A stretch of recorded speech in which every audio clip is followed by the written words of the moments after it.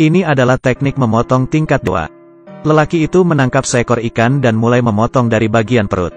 Dan daging ikan dipotong seperti selembar sayap tonggeret.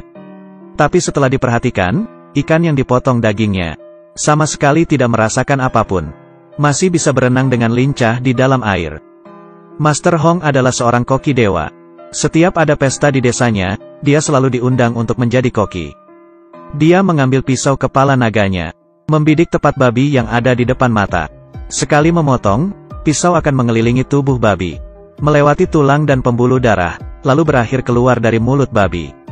Tubuh babi terbagi dua, tulang dan daging semuanya terbelah.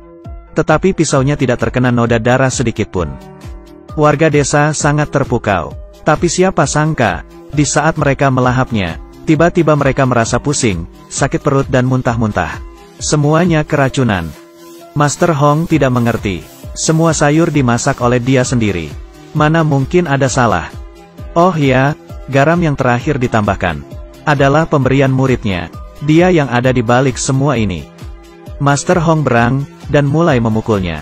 Murid tersebut akhirnya menyerah dan mengaku. Ternyata yang menyuruhnya adalah keponakan Master Hong. Sengaja mencelakainya untuk merebut pisau naga. Tapi masalah sudah terjadi, Master Hong harus menanggungnya. Kepala desa memukulnya dengan tongkat sampai terjatuh. Pisau naga yang merupakan simbol masak klan Hong juga terjatuh di lantai.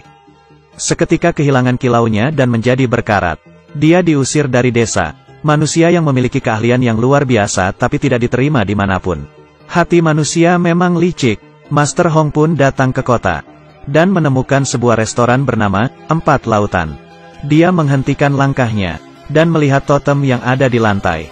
Dia teringat, ini adalah restoran yang dibuka oleh gurunya. Gurunya sudah lama meninggal, sekarang restorannya dijaga oleh dua anak perempuannya. Setelah Master Hong masuk, si gadis bertanya kepadanya mau makan apa. Jawaban Master Hong membuat orang tercengang. Dia memesan kol rebus. Sayur ini terdengar simpel, tapi sangat menguji keahlian koki. Kepala koki tahu, ini pasti seorang ahli. Pada saat yang bersamaan, seorang preman juga datang ke restoran. Sejak kecil berlatih seni bela diri, keahlian memotongnya luar biasa. Sangat angkuh, melihat Master Hong yang di seberangnya memesan kol rebus. Merasa penasaran, juga ikut memesan. Saat kol rebus dihidangkan di atas meja, Master Hong mencicipinya. Dia hanya mengeluarkan dua kata, minta bon. Bos Cui Hua datang bertanya, apa ada yang tidak puas? Master Hong berkata, sungguh terlalu biasa, saya tidak puas sama sekali. Kepala koki emosi saat mendengarnya, dan mengajaknya bertanding keahlian memasak. Kalau dia menang, kepala koki akan meninggalkan restoran. Kalau dikalah, Master Hong harus mencuci piring di sini selama 1 tahun. Master Hong merasa tertantang dan menerima pertandingan ini. Dan mengundang preman di seberang untuk membantunya. Dan soal perlombaan kali ini adalah memasak bebek. Kepala koki sekali melihat, langsung memahami rangka bebek, dan langsung mulai bekerja. Tak lama kemudian sayur pun dihidangkan. Xiao Mei duluan mencicipi bebek yang dimasak oleh kepala koki. Rasa dan teksturnya sangat pas. Luar biasa. Tetapi Master Hong hanya mengeluarkan 4 kata, sudah pasti ngomongnya begitu. Xiao Mei kesal, menunjuk ke arah bebek yang dimasaknya, kamu lihat bebek ini. Baru dihidangkan, sudah dingin. Lalu mengulurkan tangannya untuk menyentuhnya. Adik. Ya Tuhan, kenapa sangat panas? Tiba-tiba kulit bebek robek. Mengeluarkan panas dan suara mendesis. Rupanya bebek yang dilumeri maltosa, mempunyai efek menghangatkan. Tidak hanya begitu, Master Hong mengetahui bebek sifatnya dingin. Saat melakukan kontak dengan pisau, daging bebek akan mengeras dengan cepat. Maka itu, saat memproses bebek yang diandalkan adalah tenaga dalam. Xiao Mei mencicipinya, langsung terkesan. Kepala koki mencicipinya, ekspresi berubah, langsung mengaku kalah, dan meninggalkan restoran. Sejak saat itu, Master Hong berhasil menjadi kepala koki di restoran. Bersama dengan si preman Awei. Awei sifatnya angkuh, tidak terima menjadi pembantu Master Hong. Dan mengajak Master Hong bertanding keahlian memotong. Pertandingan dimulai. Master Hong mengambil seekor ikan. Dengan sigap memotongnya menjadi lembaran. Tetapi ikan yang diambil dagingnya masih bisa hidup dan berenang dengan bebas. Lalu mencicipi daging ikan. Segar lembut manis halus. Daging ikan rasanya seperti hidup kembali di dalam mulut. Awei akhirnya mengaku kalah, dan meminta Master Hong untuk menjadi gurunya. Master Hong memang bermaksud begitu, tapi tidak langsung menyetujuinya. Masalahnya Awei sifatnya tidak sabaran dan angkuh. Master Hong mengeluarkan baskom berisi pisau-pisau. Pisaunya semua berkarat, lalu menyuruhnya mengasah pisau, melatih kesabarannya. Dalam beberapa hari, semua jenis pisau diasahnya sampai tajam sekali. Selanjutnya adalah membantu koki, dari pagi hingga malam, mengiris kulit wortel, memotong daun bawang, bawang putih, jahe. Dari kecil sampai besar semua harus dikerjakan. Dalam waktu 2 bulan, Awei menghilangkan sifatnya yang impulsif. Master Hong akhirnya menerima dia menjadi murid, mengajarinya memasak. Yang pertama yang harus dipelajari adalah menggoreng telur. Masakan ini tampak mudah, tapi harus detail. Supaya bisa wangi, empuk, lembut, halus. Saat mengocok telur harus pas kombinasinya. Panci panas dan masukkan minyak, atur apinya. Semuanya membutuhkan pengalaman. Kalau Awei berhasil mempelajarinya, baru bisa lulus. Dengan adanya kerjasama antara Master Hong dan Awei, usaha di restoran semakin ramai setiap harinya. Hal ini menarik perhatian keponakannya. Dia juga membuka usaha restoran di kota. Pelanggan direbut oleh mereka. Sungguh lancang. Lalu dia mengerahkan bawahannya untuk pergi restoran 4 lautan. Sengaja memasukkan paku ke dalam sayuran.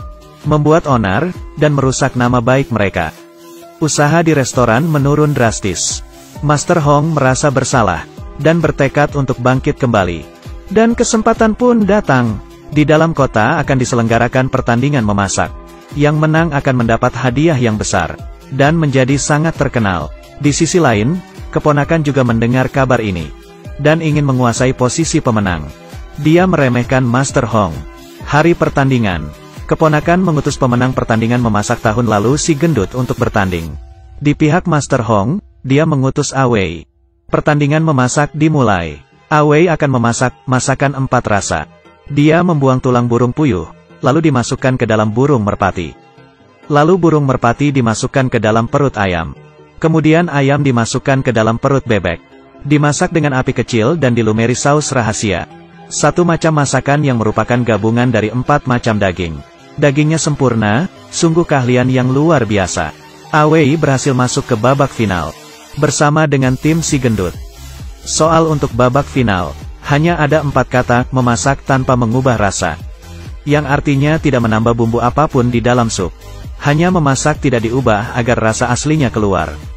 Si gendut memutuskan untuk membuat pencobaan Buddha. Sayur-sayuran, daging semua dipotong dengan detail. Lalu dimasukkan ke dalam kukusan bambu dan dimasak dengan api kecil. Masukkan ke dalam pot, dan tuangkan sup. Panaskan sampai apinya merata. Sebuah mahakarya, pencobaan Buddha, selesai. Para juri mengatakan masakan ini sempurna. Sebaliknya di sisi Awei, dia memutuskan untuk memasak kol rebus.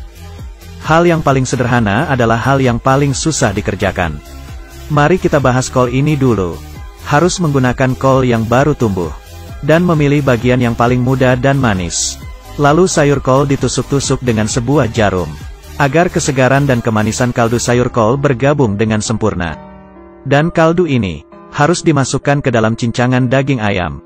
Diaduk merata dan disaring secara bertahap, agar rasa supnya lembut, segar dan wangi. Terakhir tambahkan tahu yang diiris dengan pisau naga.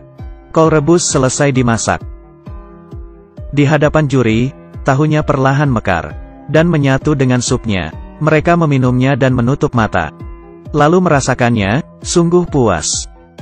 Menggunakan bahan yang paling biasa dan sederhana, dan dimasak menjadi sesuatu yang berharga. Ini baru namanya, memasak tanpa mengubah rasa. Si gendut tidak senang, maju dan mencicipinya, lalu melepas topi kokinya dan pergi tanpa berkata apapun. Akhirnya semua orang bertepuk tangan. Awei menjadi dewa koki dalam pertandingan tahun ini. Sebenarnya memasak itu sama dengan orang. Daripada hidup penuh perhitungan, lebih baik menjadi diri sendiri. Maka hidupmu akan bersinar.